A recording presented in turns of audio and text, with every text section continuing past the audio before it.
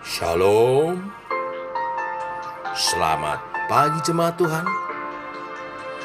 Berjumpa kembali dalam Doa Pagi Online. Tak akan pernah ku sesali mengiring Yesus sepanjang hidupku. Lewati lembah air mata, ku saksikan kemuliaan-Mu dinyatakan. Berapapun harga yang harus ku bayar, ku kan tetap setia melayani, mengasihi-Mu, mengiring-Mu seumur hidupku.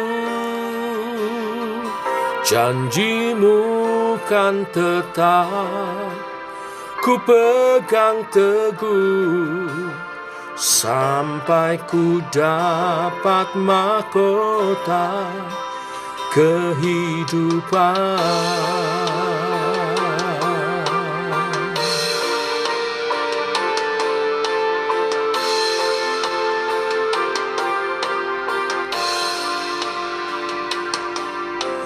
Tak akan pernah ku sesali mengiring Yesus sepanjang hidupku. Lewati lembah air mata, ku saksikan kemuliaan-Mu dinyatakan.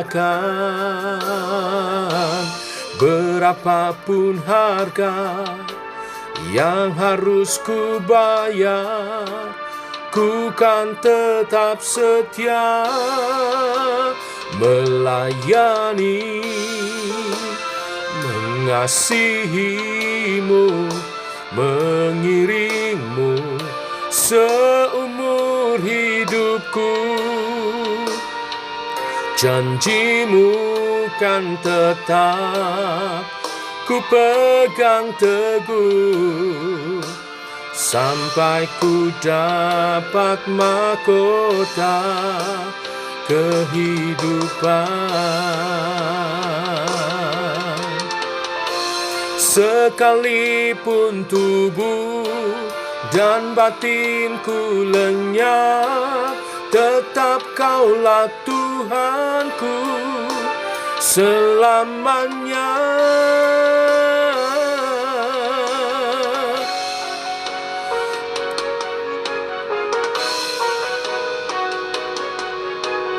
Kami mau melayani-Mu Tuhan seumur hidup kami, melayani, mengikut-Mu seumur hidupku. Kami mengasihi-Mu, kami taat setia, melayani, mengasihi-Mu, mengiring-Mu seumur hidupku. Janji-Mu kan tetap ku pegang teguh sampai ku dapat mahkota melayani, mengasihi-Mu, mengiring-Mu seumur hidupku. Janji-Mu kan tetap ku pegang teguh sampai ku dapat mahkota kehidupan.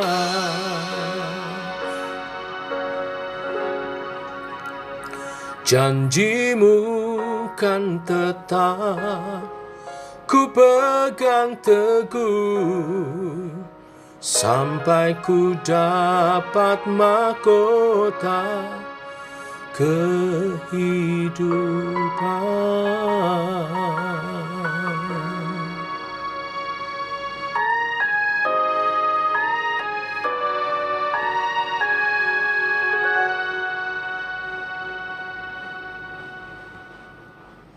Tiba waktunya untuk kami merenungkan firman-Mu. Firman-Mu lah suluh dan terang bagi jalan kami. Berfirman Tuhan, terangi jalan kami, tuntun langkah kami oleh kebenaran firman yang sebentar kami renungkan. Dalam nama Tuhan Yesus Kristus. Amin. Bapak Ibu, kita lanjutkan renungan firman pada pagi hari ini. Kita masuk Matius pasal 10 ayat 1 sampai yang ke-15. Demikian firman Tuhan. Yesus memanggil ke-12 muridnya dan memberi kuasa kepada mereka untuk mengusir roh-roh jahat dan untuk melenyapkan segala penyakit dan segala kelemahan. Inilah nama ke-12 rasul itu. Pertama, Simon yang disebut Petrus, dan Andreas saudaranya, dan Yakobus anak Zebedeus, dan Yohanes saudaranya. Filipus dan Bartolomeus, Thomas dan Matius, pemungut cukai, Yakobus anak Alfeus dan Tadeus, Simon orang Selot dan Yudas Iskariot yang mengkhianati dia. Ke-12 murid itu diutus oleh Yesus, dan ia berpesan kepada mereka, "Janganlah kau menyimpang ke jalan bangsa lain atau masuk ke dalam kota orang Samaria. Melainkan pergilah kepada domba-domba yang hilang dari umat Israel. Pergilah dan beritakanlah kerajaan surga sudah dekat. Sembuhkanlah orang sakit, bangkitkanlah orang mati, tahirkanlah orang kusta, usirlah setan-setan. Kamu telah memperolehnya dengan cuma-cuma, karena itu berikanlah pula dengan cuma-cuma. Jangan kamu membawa emas atau perak atau tembaga dalam ikat pinggangmu. Jangan kamu membawa bekal dalam perjalanan. Jangan kamu membawa baju 2 helai, kasut atau tongkat. Sebab seorang pekerja patut mendapat upahnya. Apabila kamu masuk kota atau desa, carilah di situ seorang yang layak dan tinggallah padanya sampai kamu berangkat. Apabila kamu masuk rumah orang, berilah salam kepada mereka. Jika mereka layak menerimanya, salammu itu turun ke atasnya. Jika tidak, salammu itu kembali kepadamu. Dan apabila seorang tidak menerima kamu dan tidak mendengar perkataanmu, keluarlah dan tinggalkanlah rumah atau kota itu, dan kebaskanlah debunya dari kakimu. Aku berkata kepadamu, sesungguhnya pada hari penghakiman tanah Sodom dan Gomora akan lebih ringan tanggungannya daripada kota itu. Sampai di sini pembacaan firman Tuhan. Bapak Ibu jemaat Tuhan, Yesus memanggil ke-12 muridnya yang kita kenal dengan 12 rasul. Yesus mengutus murid-muridnya itu untuk memberitakan bahwa kerajaan surga sudah dekat. Dan Yesus meminta kepada murid-muridnya untuk bermurah hati ketika melakukan perintahnya. Yesus memerintahkan kepada para muridnya untuk memberitakan kerajaan surga kepada orang-orang Israel lebih dahulu. Ayat 5 dan 6 mesti dipahami secara demikian. Ini bukan menutup Injil bagi bangsa-bangsa yang lain, bukan.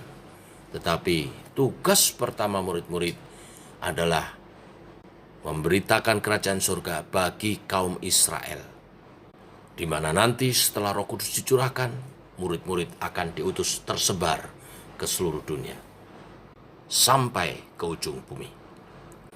Yesus mengutus murid-muridnya dengan memberi kuasa dalam pemberitaannya. Pemberitaan mereka disertai dengan tanda-tanda kuasa dari Yesus, dengan melenyapkan kuasa si jahat, yaitu menyembuhkan orang sakit, membangkitkan orang mati, dan mengusir setan-setan.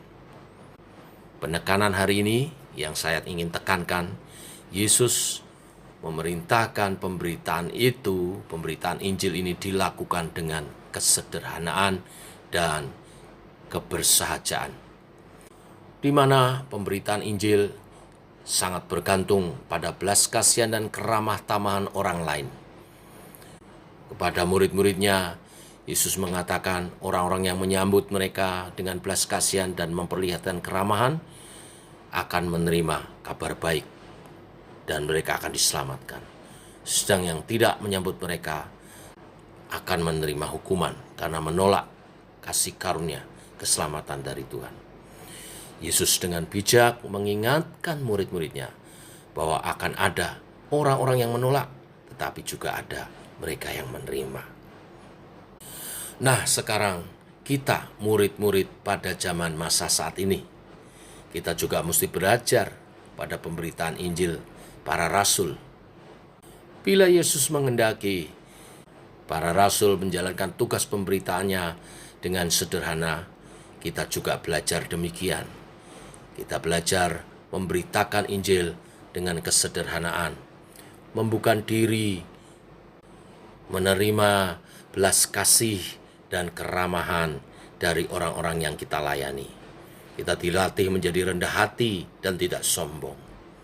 Keramah tamahan memberi ruang perjumpaan antara yang melayani dengan yang dilayani. Di dalam ruang perjumpaan tersebut, kita tidak boleh merasa lebih tinggi. Kita tidak boleh menjadi sombong. Kita mesti dengan rela hati menerima belas kasih dan terus belajar rendah hati dan tidak sombong. Inilah inti berita firman hari ini. Tuhan mengutus murid-muridnya, zaman itu para rasul, zaman kini kita semua murid-muridnya, dengan penuh kuasa. Kuasa untuk mengusir setan, kuasa untuk menyembuhkan, bahkan untuk membangkitkan orang mati dan mengadakan mujizat. Tetapi kita tidak boleh melakukannya dengan kesombongan.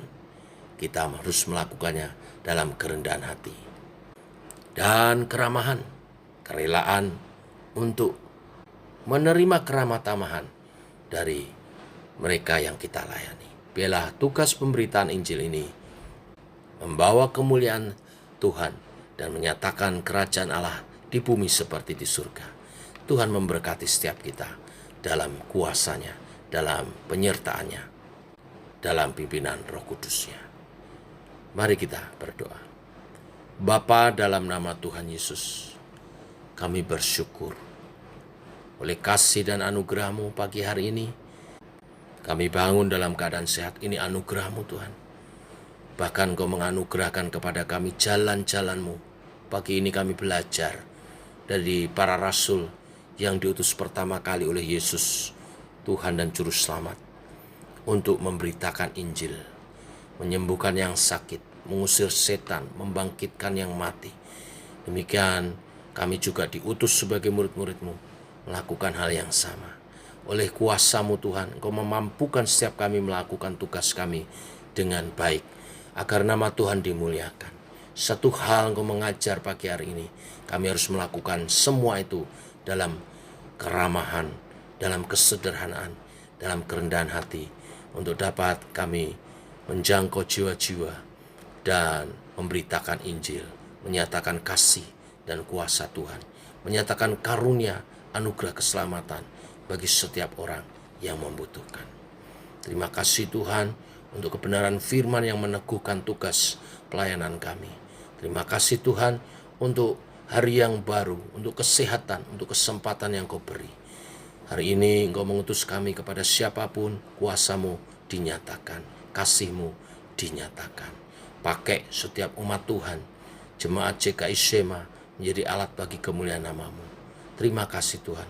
Ini doa kami menyertai sepanjang hari ini perjalanan hidup kami bersama dengan Tuhan. Yang sakit Engkau sembuhkan, yang lemah Engkau beri kekuatan, yang diganggu kuasa gelap Tuhan bebaskan, berkemenangan di dalam nama Tuhan Yesus, nama yang berkuasa. Bertekuk lutut segala yang ada di bumi dan di surga, karena nama Tuhan berkuasa, nama yang dimuliakan oleh Bapa di surga, nama di atas segala nama. Dalam nama Tuhan Yesus kami berdoa, kami mengucap syukur. Amin. Demikian saudara doa pagi kita. Selamat pagi. Shalom.